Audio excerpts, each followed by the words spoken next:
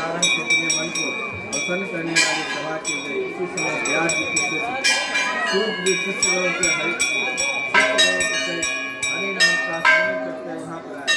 समस्त शास्त्रों को जानने वाले श्री सूची से संताजी मुनि ने नमस्कार कर हाथ जोड़कर कहा कि हे महर्षि, हे सर्वसिद्धि, इस कली काल में मनुष्य को हरि भक्ति की प्रकार से हो।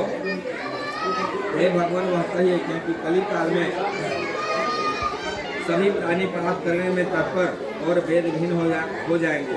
उनका कल्याण कैसे होगा? इस कलयुग में मनुष्य प्राणों को धारण के थोड़ी आयु वाले निर्धन और अनेक पीड़ा से युक्त होंगे। प्रायः पुण्य अति परिश्रम से होता है। इससे कलयुग में कोई भी मनुष्य पुण्य करेगा, पुण्य के नष्ट होने से सभी पापों में प्रविष्ट हो जाएंगे। तब तुच्छ ज्ञान वाले मनुष्य अपने सर्वपम सहित नष्ट हो जाएंगे। हे सूची, किस तरह अल्प परिश्रम थोड़े जान कुछ समय में पुण्य प्राप्त हो, ऐसा कोई उपाय हम लोगों को बताइए जिसके करने से मनुष्य सभी दुखों से छूट जाए। सूर्य बोले कि हे मुनिश्रेष्ठ, आप धन्य हो और वैष्णव में अग्रगण हो, कारण कि सभी प्राणियों के कल्याण के लिए आप सदैव तत्पर रहते हो। है सुनो, मैं आपसे उस उत्तम व्रत को कहूँगा जिस व्रत को नारद जी ने लक्ष्मीपति भगवान नारायण से पूछा था, और जिस प्रकार नारद जी को भगवान नारायण ने बताया था। हे ऋषिगण, उस कथा को आप लोग सावधान होकर सुनिए।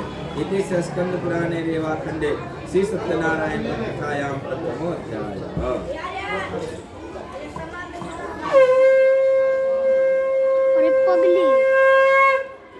श्री सत्यनारायण स्वामी की जय।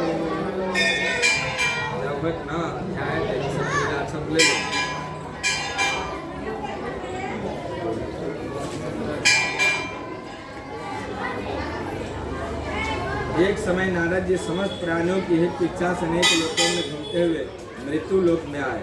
यहाँ आकर उन्होंने देखा कि सभी प्राणी अनेक पीड़ा से युक्त हैं और अनेक योनि में उत्पन्न होकर अपने अपने पाप कर्म से दुख पा रहे हैं। यह देखकर नारद जी ने मन में विचार किया कि इन लोग का दुख कैसे दूर हो। ऐसा मन में सोचकर वे विष्णु लोक में गए।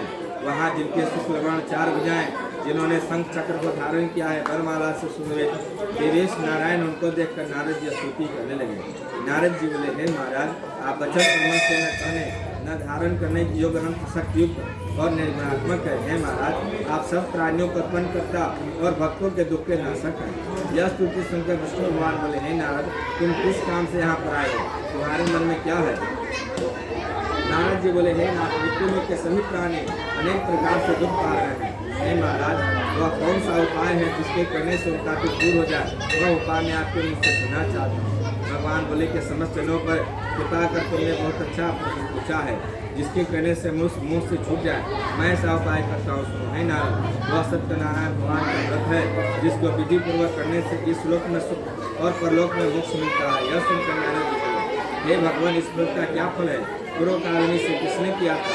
किस समय यह व्रत करना चाहिए? आप विस्तार पूर्वक कहिए। भगवान ने कहा कि इसके करने से विश्व का विनाश, धन धान की वृद्धि, संतति की प्राप्ति, प्रजा स्वरूप विजय की प्राप्ति होती है। इस व्रत में पुरुष भक्ति श्रद्धा कर किसी भी दिन भगवान सत्यनारायण की पूजा करें। भाई बंधुता ब्राह्मणों के साथ नैवेद्य भोग लगा दे। केले का फल, घी, दूध, गेहूं का चूर्ण लावे। गेहूं का चूर्ण न हो तो चावल का चूर्ण और गुड़ मिलावे। भक्ति से भगवान को भोग लगाकर बंधुओं के साथ प्रसाद को ग्रहण करे और ब्राह्मणों को दक्षिणा दे। श्री सत्यनारायण भगवान के प्रसाद को खाकर सभी श्रोतागण भगवान का स्मरण करते हुए अपने अपने घर जाएं। इस प्रकार व्रत करने से मनवांछित फल मिलता है। विशेषकर इस कलिकाल तिथि पर इससे बढ़कर कोई दूसरा उपाय नहीं। नारद, जिन्होंने इस व्रत को सर्वप्रथम किया था, वह कथा सुनो। काशी पूर्व में निधन सतानंद नाम का एक ब्राह्मण रहता था, जो कि नित्य पृथ्वी पर भिक्षा मांगने हेतु घूमता था। ब्राह्मण प्रेमी भगवान सत्यनारायण देव ने उस ब्राह्मण को देखकर बूढ़े ब्राह्मण का रूप धारण कर लिया और उससे आकर पूछा कि हे विप्रदेव, आप सत्यनारायण भगवान का पूजन करो, जिसके करने से मनुष्य सभी दुखों से छूट जाता है। वृद्ध ब्राह्मण रूपी से सत्यनारायण देव ने व्रत का विधि विधान उस ब्राह्मण को बताकर वे अंतर्धान हो गए। तदंतर उस ब्राह्मण सतानंद ने मन में निश्चय कर लिया कि मैं मैं कल ही सत्यनारायण भगवान का पूजन करूंगा। इसी चिंता मुझसे रात भर नींद में आई। सुबह उठकर उसने निश्चित किया कि मैं आज सत्यनारायण भगवान का व्रत करूंगा।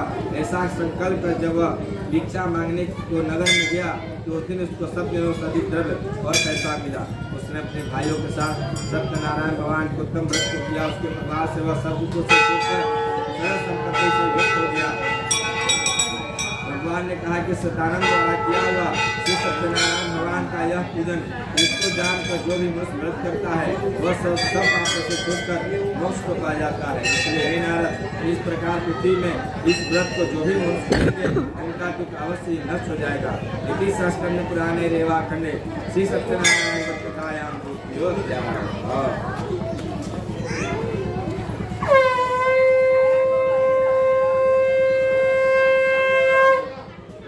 श्री सत्यनारायण स्वामी की जय, आनंद कंद भगवान की जय।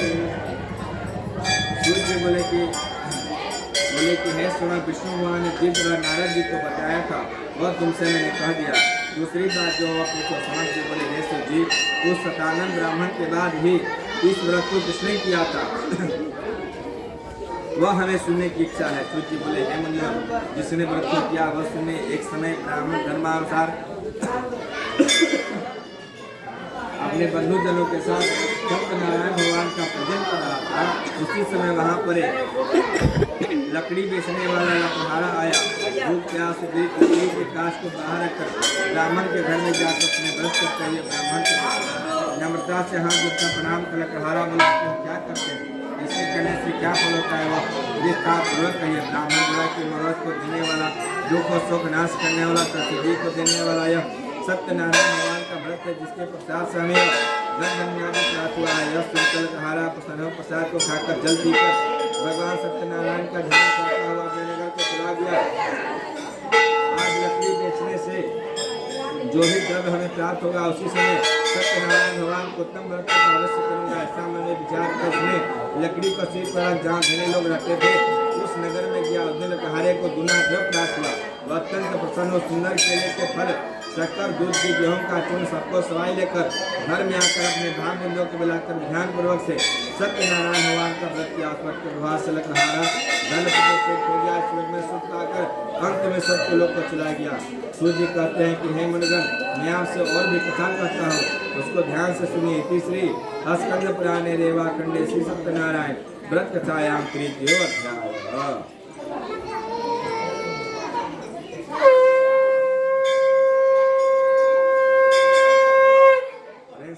सत्यनारायण स्वामी की जय, आनंद कंद भगवान की जय।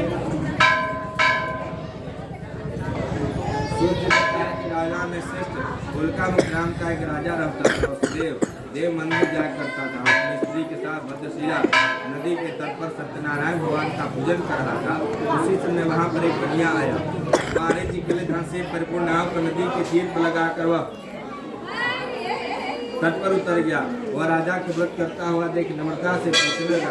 साधु बनिया बोला, हे राजन, आप लोग क्या करते हैं, आपसे भक्ति पूर्वक कहिए, सुनने की इच्छा है। राजा बोला, हे साधु बनिए, यह तीर्थस्थली विष्णु भगवान का पूजन है जो अपने बंधुओं के साथ बुद्ध प्राप्ति की इच्छा से किया जाता है। तब बनिया नमस्कार कर बोला, हे राजन, इस व्रत को मुझसे कहिए, मैं भी करूँगा, कारण कि मेरे भी संतान नहीं है और इस व्रत को करने से हमें अवश्य संतान की प्राप्ति होगी। वह व्रत की विधि जानकर अपने घर में आकर अपनी स्त्री लीलावती से संतान प्राप्त का संकल्प किया कि जब मेरे घर संतान होगी तब मैं अवश्य सत्यनारायण भगवान का व्रत करूंगा। थोड़ी समय दूसरी में स्मृति निर्मल एक कन्या का जन्म उसके घर में हुआ। जैसे सूर्य पक्ष में चंद्रमा की ज्योति बढ़ती है उसी तरह प्रतिदिन कन्या बुद्धि को प्राप्त हुई।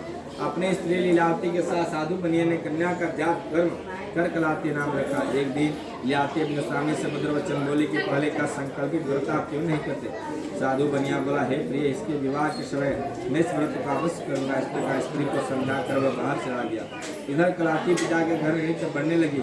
एक दिन धर्म साधु बनिया ने सखियों के साथ खेलती हुई लड़की को बुला कर योग देख दूत को बुलाकर कहा कि बुलाक निमित्त कन्या के लिए योग्य वर खोज कर लिया। बनी की आज्ञा पाकर दूत कांचन नगर में गए। उस नगर से रानी पुत्र को लेकर बनी के पास ऐसे सुंदर गुण युक्त लड़के को देख जाति भाइयों के साथ वचन चित्त विधान पूर्वक अपनी कन्या का सुहानी पुत्र के साथ विवाह कर दिया। भाग्यवश विवाह के समय भी उस वक्त को बनिया भूल गया। जब सत्यनारायण जी क्रोधित हो गए, कुछ दिन बाद निज कर्म में अति चतुर शौकार व्यापार की इच्छा करने दामाद को लेकर समुद्र के निकट रत्नसारपुर नामक नगर में जाकर व्यापार करने लगा।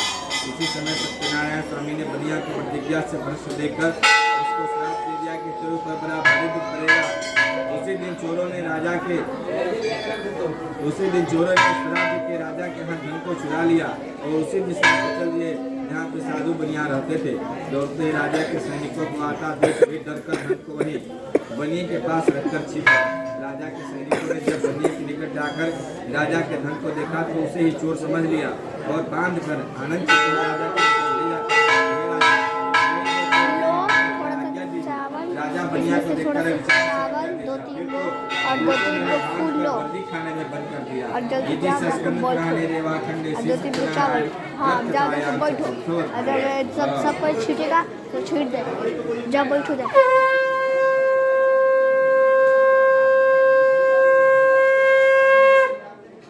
श्री सत्यनारायण स्वामी की जय, आनंद भगवान की जय। बोले कि सत्यदेव जी के मां से चंद्रकेतु राजा ने दोनों बनिए के वचन को कुछ भी न सुना और उनका सब धन ले लिया। श्री सत्यनारायण भगवान के हिसाब से बनिया दामाद घर फंस लिया। बड़ी दुखित हो गई, चोरों ने घर का धन भी चुरा लिया। आदि व्याधि से भूखी प्यासी लीलावती की चिंता से घर घर घूमने लगे और कराती कन्या भी नित्य घूमने लगे। एक दिन रात को कराती कन्या एक ब्राह्मण के घर पर गए। वहाँ सत्यनारायण को देखता अपने मनोरथ को मांगी और प्रसाद को खाकर कुछ रात के अपने घर आई। तब लीलावती कन्या को धिक्कारने लगी, हे पुत्री, इतनी रात तक तुम कहाँ रहे, तेरे मन में क्या है? तब कन्या माता से सत्य वचन बोली, हे माता, मनोरथ को परिपूर्ण करने सत्यनारायण भगवान के व्रत को ब्राह्मण के घर में देखी। मिलाती कन्या कलाती के वचन सुनकर सत्यनारायण भगवान के व्रत को करने के लिए उद्यत हुई। पतिव्रता बनी की स्त्री अपनी कन्या से बंधु बांधवों के साथ सत्यनारायण भगवान के व्रत को किया। उसने सत्यदेव से भी दोबारा मांगा कि हे सत्यदेव, हमारे पति और दामाद जल्दी अपने घर में मेरे पति और दामाद के अपराध को क्षमा करने के हैं। अगर क्षमा की जैसे सत्यनारायण स्वामी संतुष्ट हो गए। चंद्रकेतु राजा को स्वप्न दिखाया कि हे राजन को सवेरे सज्जन बनिए को छोड़ देना, उनका धन जो तुमने लिया है वो दे देना, नहीं तो धन पुत्र के सहित हम तेरा राज्य नष्ट कर देंगे। यह बात राजा से कहकर सत्यनारायण को स्वप्न में अंतर ध्यान हो गए। जब प्रातः काल का समय राजा अपने जनों के साथ सभा में उपस्थित हो मंत्री जनों से अपना सब बांधे में बनियों को शीघ्र छोड़ दो और आदेश दिया। यह सुनकर दूत लोग बनियों को बंद खाने से छुड़ाकर राजा के निकट लाए। बड़े के वचन बोले, हे महाराज, हम इन दोनों बनियों को बंधन से छुड़ा कर ले हम आपकी क्या क्या है? उन दोनों ने महाराज चंद्रकेतु को नमस्कार का पूर्व का स्मरण करते हुए राजा चंद्रकेतु से बनिया तथा दामाद ने कुछ नहीं कहा। वाणिज्य पुत्रों को देखकर राजा आदर से बोला, भाग्यवश तुमको बड़ा दिन मिला, अब आप लोग भय न करना। इस प्रकार राजा ने कहकर उन दोनों के हाथ करके पहली बेरी कटवाकर छोड़ बना रहे वीडियो सबका संतोष किया। पहले जितना धन लिया था उसका दुना धन देकर कहा कि अब आप अपने घर जाएं। दोनों बनियों ने राजा को नमस्कार कर कहा कि हम आपकी के पास से अपने घर को प्रस्थान करते हैं। तीसरी स्कंद पुराण रेवाखंड श्री सत्यनारायण भक्त कथायां। मामा फोटो अच्छा नहीं आ रहा है।